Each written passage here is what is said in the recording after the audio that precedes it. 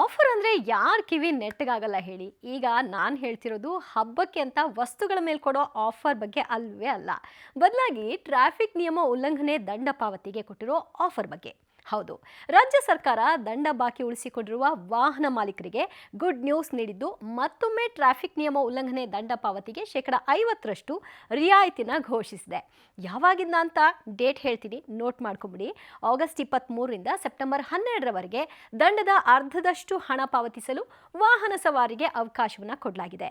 ಈ ಹಿಂದೆ ಶೇಕಡ 50ರಷ್ಟು ರಿಯಾಯಿತಿ ನೀಡಿ ಭಾರೀ ಮೊತ್ತದ ದಂಡ ಸಂಗ್ರಹಿಸಿದ ರಾಜ್ಯ ಸರ್ಕಾರ ಇದೀಗ ಮತ್ತೊಮ್ಮೆ ರಿಯಾಯಿತಿ ಘೋಷಣೆ ಮಾಡಿದೆ. ಭರ್ಜರಿ ಆದಾಯ ಬರುತ್ತೆ ಅಂದ್ರೆ ಬಿಡುತ್ತಾ? ಮತ್ತೆ ಶುರು ಮಾಡಿದ್ದಾರೆ. ಏನ್ ಮಾಡೋದು? ನಮ್ಮ ವಾಹನ ಮಾಲೀಕರು ರೂಲ್ಸ್ ಬ್ರೇಕ್ ಮಾಡೋದನ್ನ ಬಿಡಲ್ಲ, ಅವರು ದಂಡ ವಸೂಲಿ ಮಾಡೋದನ್ನ ನಿಲ್ಲಿಸಲ್ಲ. ನೆನಪಿರ್ಲಿ, ಇದು ಪೊಲೀಸ್ ಇಲಾಖೆಯಲ್ಲಿ ಸಂಚಾರಿ ಇ ಚಲನ್ನಲ್ಲಿ 2023ರ ಫೆಬ್ರವರಿ 11ರ ಒಳಗೆ ದಾಖಲಾದ ಪ್ರಕರಣಗಳಿಗೆ ಮಾತ್ರ ಅನ್ವಯ ಆಗತ್ತೆ.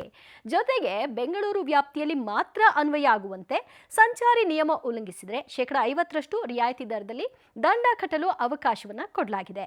ಹಲವು ವರ್ಷಗಳಿಂದ ಟ್ರಾಫಿಕ್ ದಂಡ ಕಟ್ಟದೆ ಹಾಗೇ ಬಾಕಿ ಉಳಿಸಿಕೊಂಡವರಿಗೆ ಈ ಆಫರ್ ಗುಡ್ ನ್ಯೂಸೇ ಸರಿ.